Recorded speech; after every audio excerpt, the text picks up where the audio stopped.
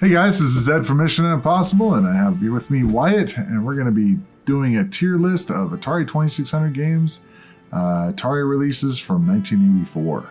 That was a mouthful. Yes, that was definitely a mouthful. It's a mouthful every time. It's yes. Yeah, that's the way it always is. I always have this really long... I always watch you start to run out of breath at the end because it's such a long thought that you can't really pause during. Yeah. So it's just like... and you just have to keep going. Okay. You always do. It's just funny. I've had practice. You're doing great. Okay. So what's up first here? Well, looks like Crystal Castles is the first one on the list here. We started with Quadrun, but these are kind of in a different order. They're in alphabetical order. Oh, okay. What we did. All good.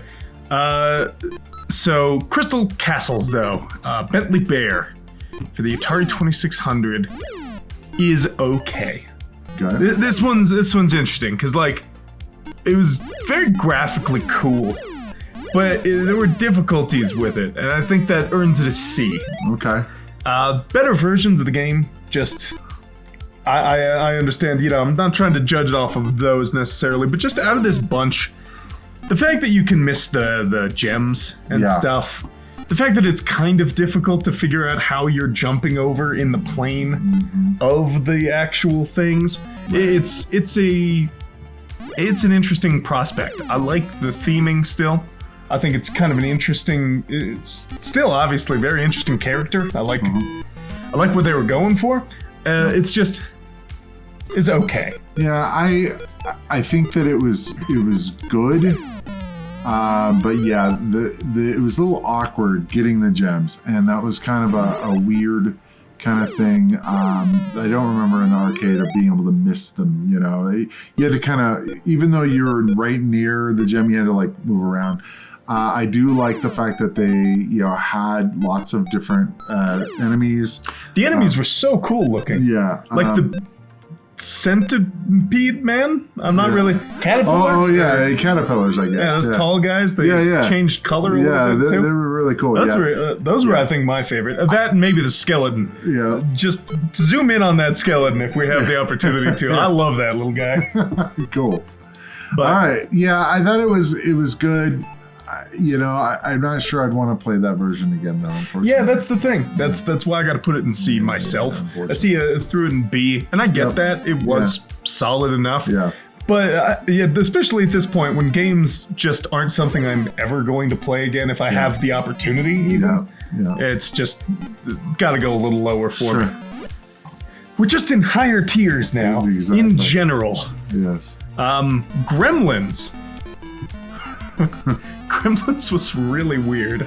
Yeah, I think the big thing with Gremlins is the theme and the idea of this would work with pretty much any kind of game. That's catching the big thing. There's like a mixture of Kaboom and I think it's just a vertical shooter. The thing was, it was a very solidly put together game. Sure. And so I'm very torn between a high C and a low B here because I think I'll go B for now. Okay. I might think about it. I might, but it was a really weird experience too, because it was just like, levels 1 through 8, and then sometimes if you did well enough, you were already on level 5, and then as you got up to level 8, it just got kind of obscene. Yeah, it was a little crazy. I think the issue for me was I had multiple screens, but you just alternate between them, and it really didn't do any. I mean, yes, it was kind of cool, like when the gremlins would hit the water, then they would duplicate and stuff. But also, the water was there the whole time. It's not like that was a little odd. Because as a score generator, I also don't think it had as much charm as like Sorcerer's Apprentice, which we got through which had a similar aspects. Yeah. Similar aspect, but I think it pulled it off better because the theming worked better for it. You felt like you were doing the thing. Yeah, the whole idea of Mogwais jumping off a roof and you catching them and then shooting the gremlins. Yeah, that's... You just opened fire on the gremlins? None of that is what happened in the movie. And it's always rough when they're trying to do a adaptation from a movie to a video game.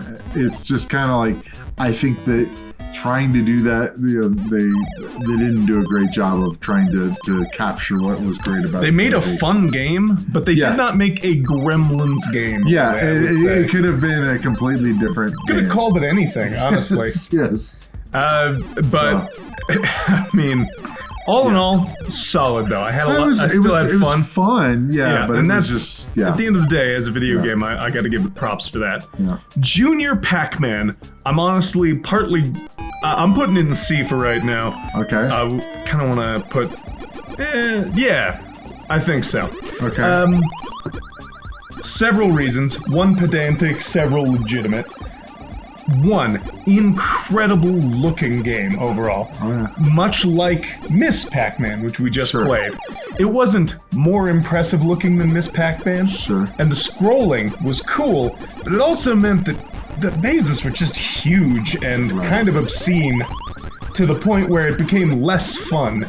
Sure, because you couldn't. It was really hard to complete a level. We never completed a level. We completed like several Miss Pac-Man levels, but we never completed one of these, and it's not for lack of skill, I don't think. It's just so big that it's tedious to get all of them. There is lack of skill too. But some of that, yeah. Obviously, it's a different skill set, but what I'm saying is, it's not as though we couldn't have. It was just made harder by this change that doesn't really feel necessary for the Pac-Man style. Yep. Also, I hate that it's called Junior Pac-Man and not Pac-Man Junior. That's the pedantic reason. That's the way it is in the arcade. Stupid. So, yeah. I mean, I'm gonna judge the arcade for that too. That is a terrible. I gotta give it a little higher rating. I think that they did a great job with it. It is, based on an existing game. I might bump it up to B just because I really like Tim. Yeah, they changed the names of the ghosts, which is weird. Only one of them. Yeah, they changed from Clyde to Tim. Yeah, and I don't know why reading Inky, Pinky, Blinky, and Tim was so funny to me, but it was. So for me, I'll bump it up for that. That would be one that I would actually be okay with playing more of. It was definitely fun. I did find myself wanting to keep playing on it. Thinking back, seeing the animations too. Yeah. The animations were good. The music was good. They had a really good the music fact that there was and the sound effects were solid. I think I was giving it maybe too hard of a time at first. I think the issue is you're basing it off of the game itself, not the port. You'd have had the same problems with the arcade game. So. Totally, yeah. And that's definitely true. I'm not gonna. I'll bump it up a little bit though, because I will say.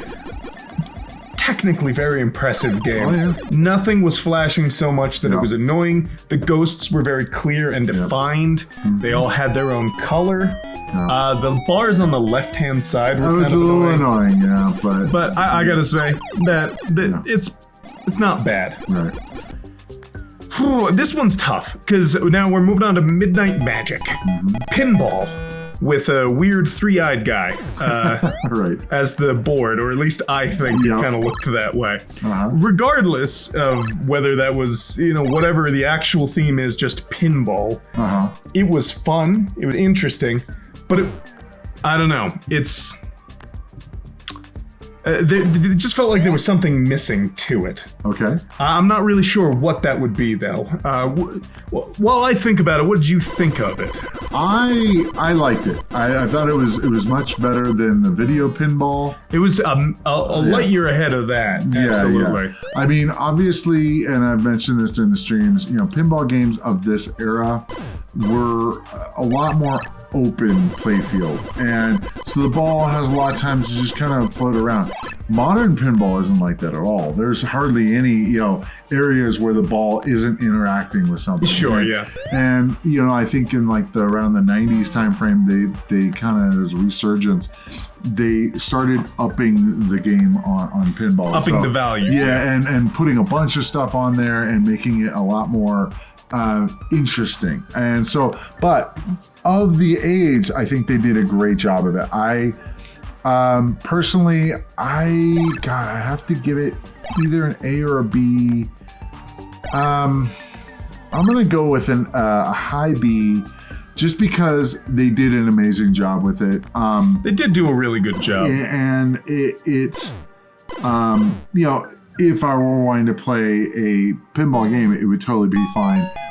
Again, the issue is that, you know, I don't find that era of pinball that interesting to me. That's a big part of it. Yeah. I also think that they kind of dropped the ball a little bit in the fact that the whole point of video, and they were still figuring this out, I suppose, to an extent, but they've had a lot of time to think about how they can not only take something and just translate it into a game, but improve it. Sure. Like, and I guess maybe they just weren't thinking of it at the time, and I know there are still limitations, but, you know, pinball machines are like this. Well, we don't have the limitations of a physical pinball machine. Yes. We could throw whatever we want onto this. And that's what they've done with modern video pinball. It's kind of interesting. I don't know if you've seen some of the modern I have seen stuff, some of them. where they They break out of the pinball machine and put graphics on the screen that couldn't exist in a real machine. Yeah, and it's they elevate it in that way to make it worth playing over just a regular pinball machine. Exactly. And I think even on the 2600, especially seeing it was where is it on here? Solaris? That game showed me that... Now you're going to be like judging every game on Solaris. Not necessarily. But what I'm saying is this coming out in a similar time frame, they really could have elevated pinball as opposed to just try to emulate what existed. Fair enough. But it doesn't mean it was bad, just... Yeah. That's the thing about this particular batch is I don't think any of these are bad. That's true. These are all really fun. We have to kind of scrutinize based on the context. Yeah, it's a little bit, it's true. And I think that, I think these are all valid, fun games. Yeah. I just don't, I think they need to do something. Sure. And that's why I think I rated Centipede a little higher. I think I might have put it in A. Okay. Or even S maybe. I'm going to put Millipede in B because it added stuff. It really did to the Centipede formula, and I think it's definitely an improvement. And of the two, just play Millipede if you're going to play one of the two games. Yeah, I don't really see a point of playing Centipede over Millipede. Yeah, it's just there's nothing that Centipede did better, I don't think. True. The one thing I will say, and one of my gripes with Millipede is I'm not a big Centipede or Millipede fan. And I'm just, one of the problems I have is just there's too much stuff on the screen. That being said, I am going to put it squarely in B. It's a great game. They did a great job with it. There's a lot of stuff in it. My biggest thing is I rarely ever want to actually play Centipede or Millipede. Even if it's in an arcade game or anything, it's just one of those that you don't personally. Personally, I'm not a big fan. It's not something that really gels with you fully. But no fault on the game itself. They did a good job with it. Everybody who likes Millipede and Centipede, just kill them. Yeah, exactly. Just go down in the comments and just exactly. lay out your manifesto on why he's a bad person for it. I will say though, the reason I'm not ranking it as high is even though it is definitively the better version, it also just didn't do much more. It did more. Just not so much more that it feels like it justifies itself on the system. Sure. You know, when you have these sequels, especially because it also removed, I think, some of the fun theming. You're no longer like a gnome in a magic forest. That's also the manual too, which this round of games, the manuals were very skimpy. Yeah, they just kind of like at the beginning, you know, when we're looking at like in the 70s, the manuals were like way really thick and deep, and then they're like, you know what? Let's save some money in that, for instance. We're just gonna tell you vaguely what's going on. Exactly. And I think there's a middle ground. Those two things, probably. It's got heart and personality, but you're just a guy with a garden and a bow and arrow, apparently, shooting millipedes. That is how they frame it. Yeah. When they had a character, and they were kind of, starting to build him up, and now they just don't have that. Which is another reason why a lot of these Atari 2600 games and Atari games in general, it's sad to see that they don't really have... Like Pac-Man, they still make Pac-Man games, and they've given him more personality and built him up and all these other things. Like Oliver and Bentley Bear aren't in things now, when they totally could be. Absolutely. There could be a track record from there to here of cool games where they were experimenting with these kinds of themes. Yep. That's just my thought, though. I would just like to see that kind of thing. That'd be neat. That sort of follow through. Pengo, I think, is the next one, yeah? Yes. Pengo.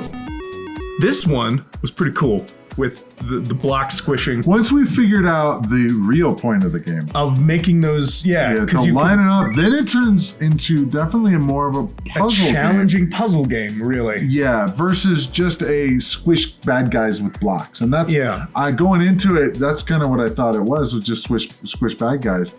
But having to line those up, because, trying to get it, if you're trying to get the 3 blocks in the middle, oh man, that'd be really hard. It's a challenge, because you've also got to race against these guys, because they're going through these blocks fast.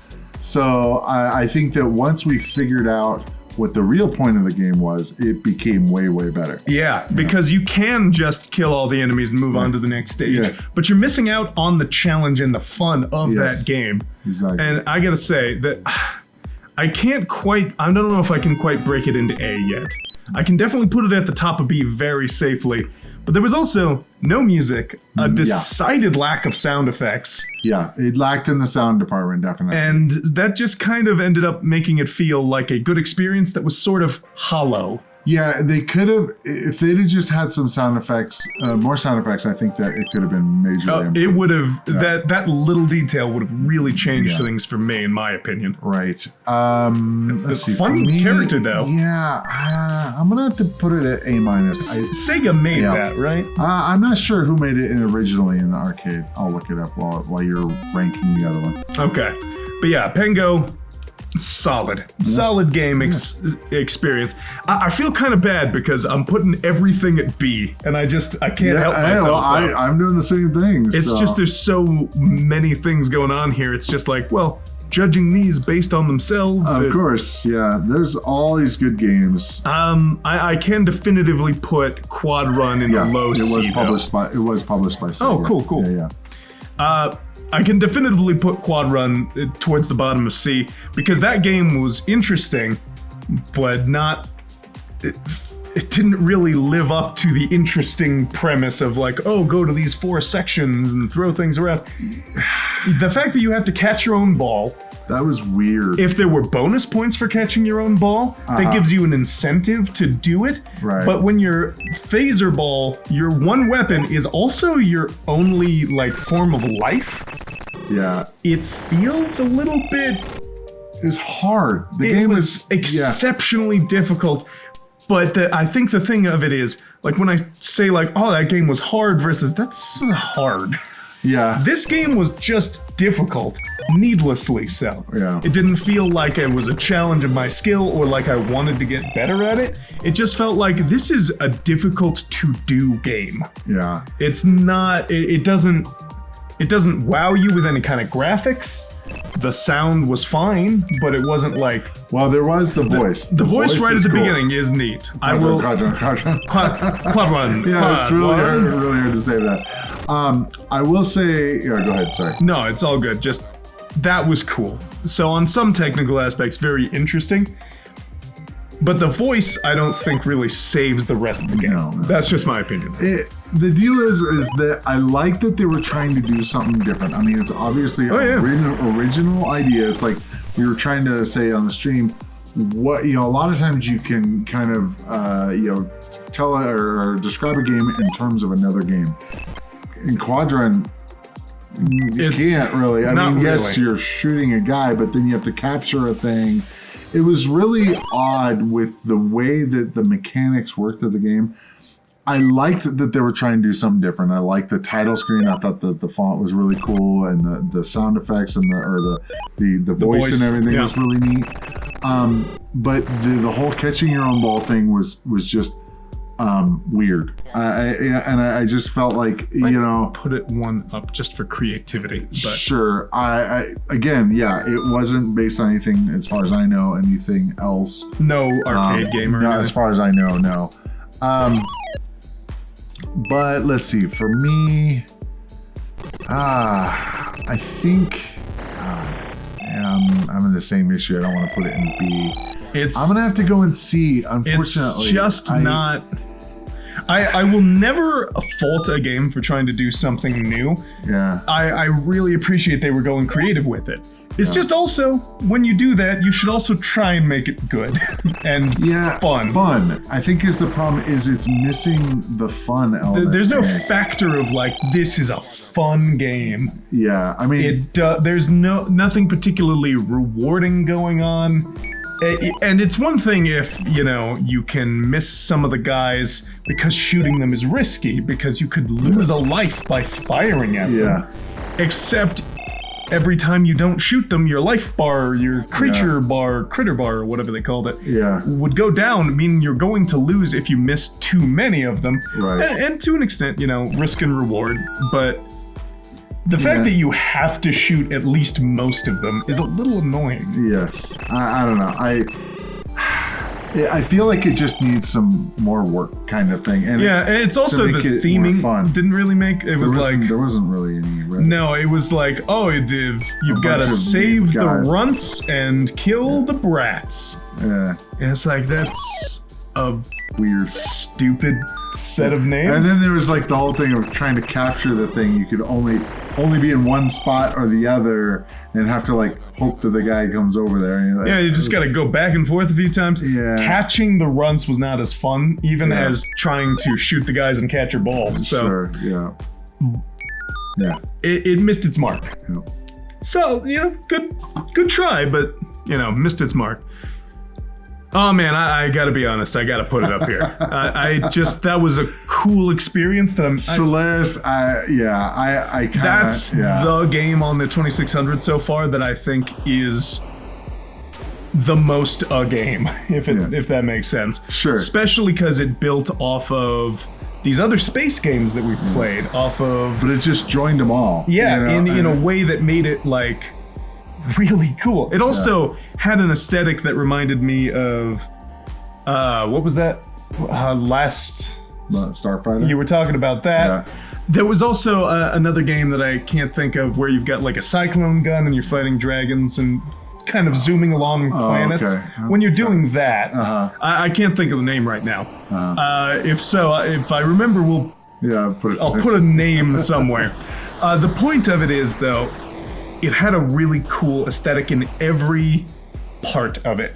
When you're taking off, when you're flying through space, every part of it was fun, including trying to navigate around and trying to figure out where best to go.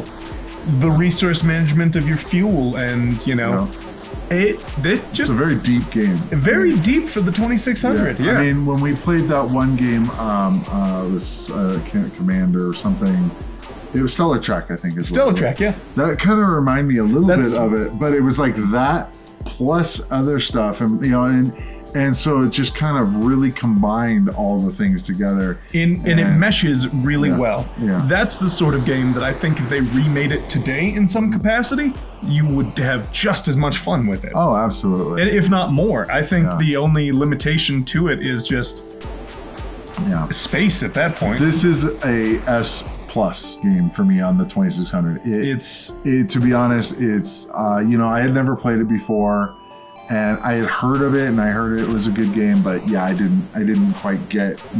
I had played games that were kind of around this, which is like The Last Starfighter or Star Raiders 2 eventually. And now playing Stellar Trek. Yeah. But on the 8-bit, and it was basically like that, but more technologically advanced. Sure. But I put a lot of hours into those games, and it was nice seeing this, because I'm like, this seems very familiar. This seems like it's the same guy maybe, and sure enough it was. Yep. No, they nailed it just beginning to end. Yeah. That's a fun game. Oh yeah, absolutely. That's a game I would play again. For real. All these games, to a certain extent, yes or no. Yeah. That's a game I look forward to one day having the opportunity to play again. Yeah. Stargate, I'm gonna put solidly B+. Highest of the B's, no doubt. That's what Defender should have been on the 2600. Yeah. And shows what it could have been, because it's the same game. Pretty much. Just it works. Yeah, there were so many more improvements. And I mean, even though the double controller thing has always been a little weird to me with some of these games, at the very least, that makes sense for this game. Yeah. You want a second button? Well, just plug it in and press it for the smart You bomb. can like push it with your toe or something. Sure, but even if you just like, bam, it's not so hard to do. Yeah. So Defender / Stargate, because Stargate was called Defender 2 in some circles, but is one of the games that I'm not, that style I've always not been a fan of. There's several different games in that genre. It's a shooter, but it has more going on, with the people and all that. That being said, I'm actually going to put it in A. I think that they did an amazing job with it. I don't think that they could have done anything better in that game. For what they were doing? Yeah, I get that. And the fact that, again, I don't remember on the arcade if they had the ability to just press left and right. That was a part that I had a problem with in Defender, is in the arcade, it's just up and down and then a button to switch directions. And that's annoying. That's weird. And it's just... and so the fact that you can just go left and right and up and down and stuff, it just makes a lot more sense. But yeah, Stargate, they did a really good job on. And ending it off for this week, SwordQuest WaterWorld brought it back for me. Yeah. Fireworld sucks a little bit. Like we talked about it last week.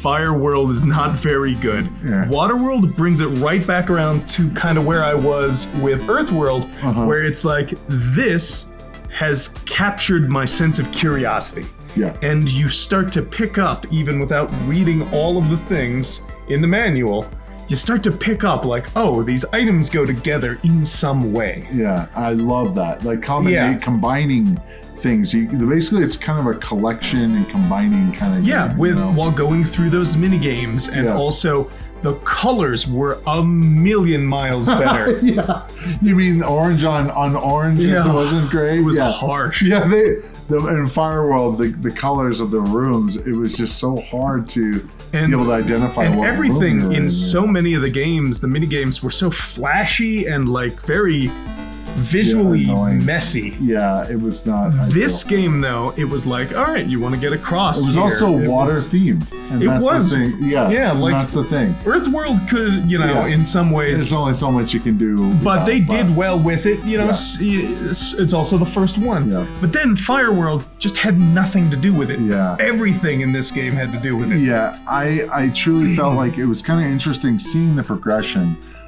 between the different games. And it was really cool to see, like, you mentioned in the stream that when you now walk to an area instead of just having to be able to click on it on the items screen. You can tell that they upped the game just a little bit, on how it works and all that. It was cool to see that progression. Yeah, I definitely would. I'm looking forward to the time when we actually play it. Yeah, and solve the mystery and get $25,000. Yeah, that'd be great. I want the jeweled crown. Yeah, not the 25. I want the jeweled crown. Well, we'll get that. Yeah. Anyway, but I think that it was cool to see. Earthworld started something really cool. They wanted to try something different with Fireworld, and it just didn't work. And then they reevaluated and brought it back up again. I think. I think it was cool to see that come back. Yep. Ah, man, it's an A for me, definitely. I'm just not sure where. Sure, what it's better than, or. I'm gonna go just not quite the lowest. Just gonna go put Stargate at the end there. I think that's fair. Yeah, so quite a different... we have a very different list this time, but I think the overall, just as wrapping thoughts, overall though, these games all there were deserve to be made, I think. And all of these were creative. Yeah. They were games where people were actually trying something, and for, better and worse in some ways, they were trying something new. I think Millipede is the only kind of exception to that, where they were trying something new, but it wasn't super new. Right. Everything else was fairly creative, though, and improved on what had come before in a very dramatic way. I think Millipede improved, just not necessarily as dramatically, but that's kind of a matter of opinion. There's also right it's or the wrong source material. I mean, looking at Gremlins, SwordQuest, Solaris, and Quadrun, or even Midnight Magic, there was no. I mean, those aren't ports really. Those are original. Yeah, when you games, have to go based off of another game, especially, Yeah. it can be harder to make your own mark with it. Well, it's just that's the idea is that they have to. They want it to be faithful. Yeah, exactly. And which is interesting because ports in the future for a lot of handheld games in the early 2000s, every Game Boy Advance game, like half of them were also on like the PlayStation 2, but they were totally unrelated games. They just use the same name, basically. Same name and maybe the same theming, but it's like these are not the same game. Yeah, that's really confusing for the. It really can be, especially when weirdly the GBA game would be better than the 3D games. It's like the 3D game they were trying to work with 3D that they hadn't quite done before. Early 3D, as you know. Between the PlayStation and the PlayStation 2. Yeah, some of those mobile ports ended up being better because they were on a more solid foundation. Yeah. But anyway, I think I'm excited to see sort of where the 2600 wraps up for Atari. Yeah, we have 2 more years left to do, or 2 more sections. 2 more chunks of time. 2 more chunks. And that's just for the Atari releases.